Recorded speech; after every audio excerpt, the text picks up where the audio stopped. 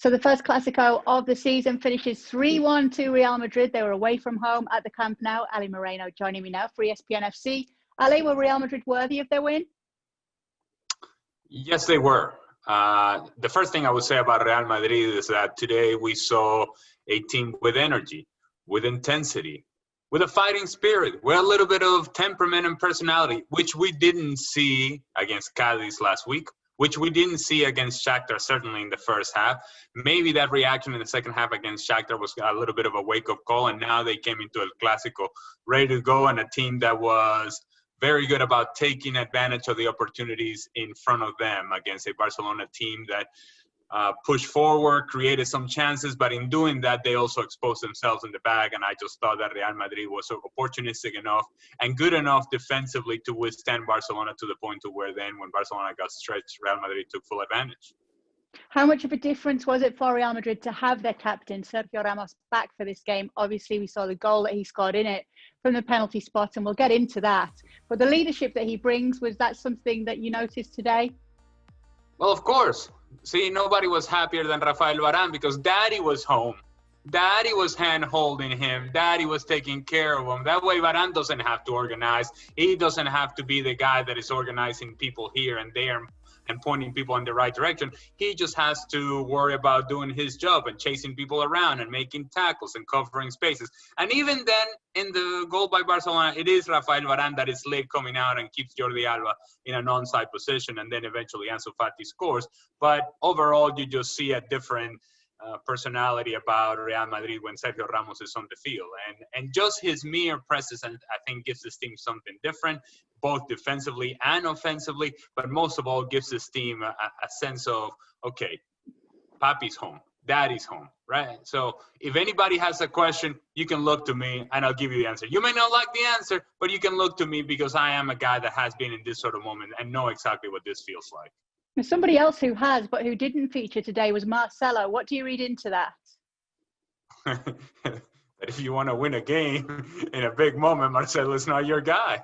And I think that has been coming for a long time. I just look at Marcelo and look back at his career in Real Madrid and a lot of success and a lot of great moments and a lot of positive energy and a lot of smiles and a lot of accolades and titles. But right now we are at the point to where Marcelo can be very much a weakness for them in a big game like this against talented players like Barcelona has available in the field. Marcelo has never been a defensive presence, but in a game like this, it would have been even more dangerous for Real Madrid to try to feature Marcelo. I just don't think that right now he is in a position where he's going to play any big games as we move forward. If Zinedine Zidane has a choice, it's going to be Mendy who will play down that left-hand side and Marcelo will sit comfortably on the bench. Let's get through some of the goals then. There were 2 goals in the first 10 minutes. Fede Valverde with a nice combination with Benzema, wasn't it? Yes, it was. And it showcased the athleticism of Federico Valverde and the new era of midfield play in the world, not only for Real Madrid, but across the world. When that play started and that ball is being played at wide to Nacho and Benzema drops off the center backs and none of the center backs for Barcelona actually go with Benzema, so he's allowed to turn and run with the ball. The moment that Benzema has the ball in his feet, Federico Valverde and Sergio Busquets are even. Maybe Valverde is slightly ahead of Busquets. By the time he decides to make that running behind Federico, Valverde gets not only behind, in this case, Piqué, who got himself out of position, was neither with Benzema nor staying with the runner, but Sergio Busquets had no chance of staying with Fede Valverde. And at that point, you just saw, okay, here's a kid that can move, that can cover the ground, that has that long stride, that has that change of pace, that change of speed, and that athleticism that Sergio Busquets no longer has, and that really probably never had over the course of his career, but certainly now in an advanced age and at a point in his career where you just see very clearly that he cannot keep up. Valverde goes forward, he wins the space and finishes very well to the far post where Sergio Busquets is still trying to chase him down. Lots of critics out for Sergio Busquets after this game. Is it fair? It is fair. And not only is it that instance in particular, and specifically where Valverde just runs by him and runs by Piqué, and there's criticism to be handed out to both Piqué and Busquets in that particular sequence. But when you think of the best years of Barcelona, it's a team that would control the game through the midfield.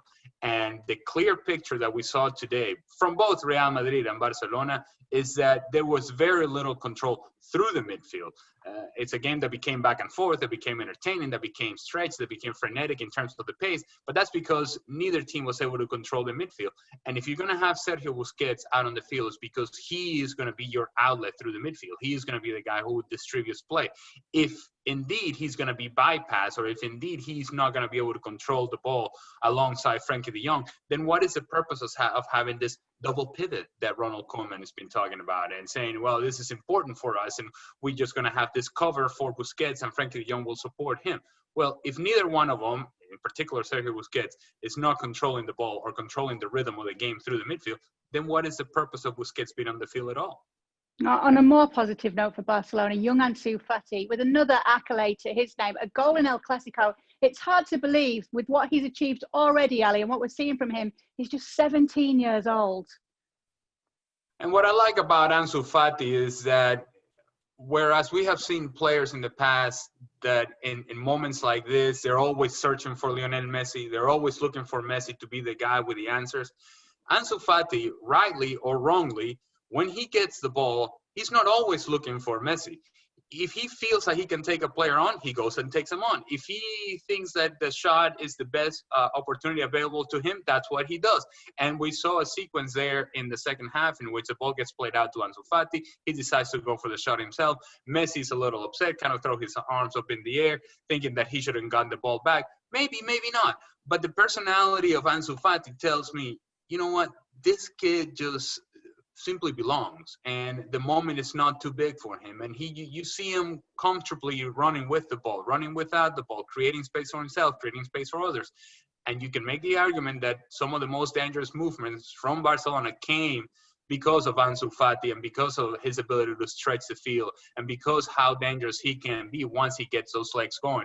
I like Ansu Fati a lot, and once again, I thought he was very good in the game, but it got to the point to where, while he was good, on the other half, not so great for Barcelona. What did you make of Sergino Dest playing El Clasico, becoming the first US player to play in a game between Barcelona and Real Madrid? You wouldn't know that this was the first Clasico for Sergino Dest. You wouldn't know that this was him making his sort of big appearance for Barcelona in this sort of moment, in this sort of stage. He was comfortable. He was calm. He was running around in that right-hand side. He had a big responsibility in having to somehow deal with the pace of Mendy getting forward and somehow having to deal with whoever threw himself on the left-hand side, whether that was Vinicius or sometimes Benzema drifting out into wider areas. I thought he was very good, actually. Sergino Dest, when you look at what Barcelona was today, he was one of the high points for me and really telling a clear story that this kid may just be the answer for you in the right back position, and that you don't have to play Sergio Roberto out wide in those areas because he is more of a midfielder than a right back, that you actually have yourself a player that could potentially, as the years go forward, be the guy and be the answer for that right back position for years to come. Going back to Real Madrid and to the goals, it was Sergio Ramos' penalty that then put Real Madrid ahead again. Was it a penalty? Yeah, no doubt about it. 100% a penalty. And look, people may say, well, he held his shirt, he pulled it, but it wasn't that big of a pull. Well, that's not the point. The point is that you cannot be pulling people's shirt around the field. You just can't do it. And that's a foul in midfield. It's a foul in the box as well. The other thing I would tell you is that you got to look, when you evaluate the pulling of the jersey, you got to know exactly where that pull is coming from. And it comes from the fact that Lenglet initially loses Sergio Ramos in the play. And because he's losing Sergio Ramos and he can't quite locate him, he's now swimming. He's now looking for anything that he can grab onto because he wants to keep Sergio Ramos at an arm's length from him. Okay, in doing that, once he's kind of looking for Sergio Ramos and he can't search for him and he's now grabbed him, it's because the ball is now played behind Lenglet, and since he lost Sergio Ramos initially and he's now swimming and he's now desperate, he's now a little panicky. That's when he grabs the jersey. That's when he pulls. He's out of position. The ball is behind him. He's going to Sergio Ramos. What can I tell you? You look at the VAR replay and you have to say, how is that not a penalty? Of course it is a penalty. Luka Modric scoring in this game, a substitution coming on for Zidane. You wonder, did Ronald Koeman get his substitutions wrong? Were they too attacking? I don't think he had any choice. He had to really commit the team forward. In fact, I would go as far as to say that he was a little too late with the substitutions. He decides to go with the 3 substitutions with about 8 minutes to go in the 90 minutes. And I'm thinking maybe you don't go with all 3 with 8 minutes left. Maybe you go with a couple, perhaps with 15, 20 minutes to go. And then you bring in that third one with about 10 minutes to go. That's what I would point the finger at Ronald Koeman. Not that he made the offensive substitutions, it's the timing with which he made those substitutions.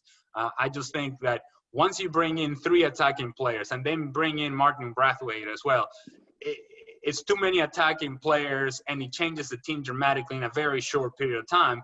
And if you look at Barcelona after the substitutions came in, they didn't really create any sort of quality opportunities the way that they were creating before the substitutions happened. To me, they needed to make changes, but I think if you were going to make those changes, not 3 at a time, not really 4 within a couple of minutes of each other, you just make those substitutions earlier, make a couple first, then bring a third one, then bring the fourth one. To me, Koeman just waited too long to make those changes. And I think after Real Madrid goes up to 1, it automatically, if I'm sitting there in the silence, I'm thinking, okay, I'll wait this out for another 5 minutes or so, because we were playing well up until the penalty kick by Sergio Ramos.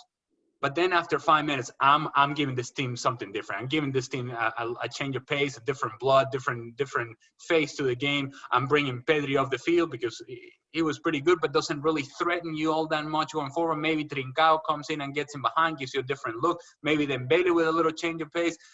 And then there is the enigma that is Antoine Griezmann and what he becomes with Barcelona. Allegedly, he wasn't playing against Ferencváros because he was being rested for this game against Real Madrid. Well, that rest got a little bit longer, up until the 82nd minute longer. It's a lot of rested legs there for Antoine Griezmann, and comes on the field and barely touches the ball. What do you read into Messi going 6 games without scoring in El Clasico? Is it silly to read into that, or does it actually tell you something deeper, something wrong there? I don't look at it that way because it's 2 games a season and they're 6 months apart from each other. And so I don't think there is much to that. What I would say is, what is the point of Lionel Messi, be it out on the field, last 20 minutes of the game against Ferencváros midweek in Champions League? Those 20 minutes that he could have rested in that midweek against Champions League could have been very useful to actually have this guy be dynamic over the course of 90 minutes against Real Madrid. Because what we saw from Lionel Messi was, for 60, 65 minutes, he was into it. 70 minutes, he was into it. Real Madrid scores a penalty, and all of a sudden the legs were not quite there anymore. Now the movement wasn't as sharp, wasn't as dynamic. Now he's not getting on the ball nearly as much as he was early on in the game. Whether that's a function of Real Madrid defending well, or the fact that maybe Lionel Messi, yes, he can get tired too. And maybe they're running around and they're dropping into the midfield and going into wider areas and then going into the middle, and then I'll go left and going back to here. That's all fine and well when you have the ball. But as we said earlier, this game wasn't about having the ball. This was a back and forth. And in a back and forth, usually those legs get going and eventually you get tired.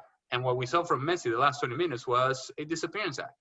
Yeah, obviously getting tired there. Did you think Barcelona were missing a big fight in themselves in the second half? Have you seen a Barcelona like this going behind in El Clasico and looking maybe not so up for it as we would expect them to be? Yes, just last weekend against Getafe. they went down to Getafe and it was almost like, well, here we go again. No reaction coming. I don't know what to tell you about Barcelona. I said it last week and I'll say it again this week. It's a team that when things are going well and and everybody's sort of moving with the ball and moving without the ball and it looks pretty and they're moving off of each other, then you get the sort of productivity that you got against Ferencváros. And in particular, some of the movement with Fati and Coutinho and Messi. Oh my goodness, it's beautiful. And when you watch it, you say, yeah, this could very well be the answer for the future. This may be how the team is successful as we move forward.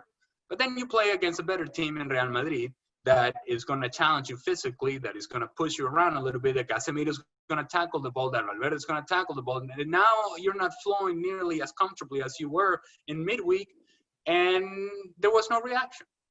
There was a frailty, a fragility to this team that when things start going in the direction that they don't want it and they don't feel comfortable with it, it almost feels like they don't have many answers to grab onto. And it really comes down to something that we have discussed many times.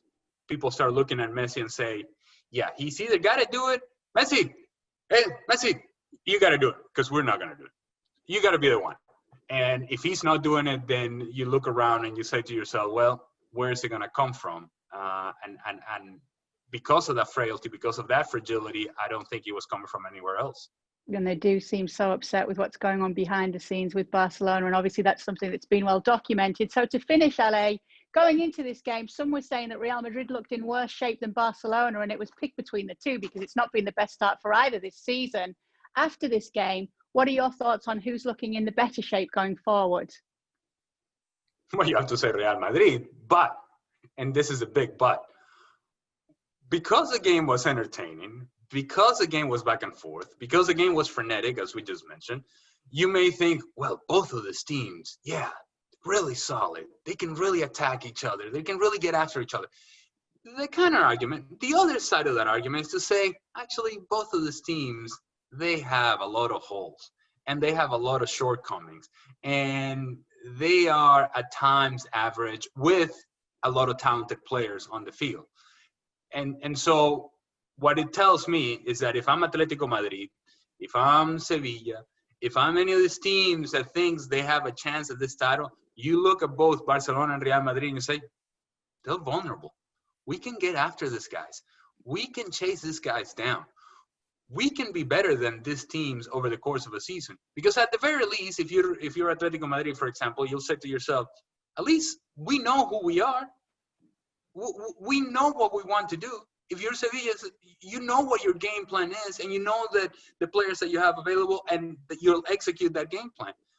With both Barcelona and Real Madrid, you can get very highs and very lows.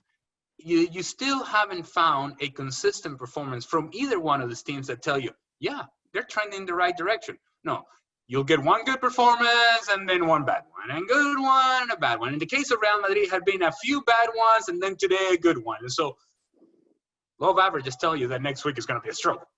Yeah. It really is as simple as that for both of these teams because neither one of them have proven that they can be consistently good.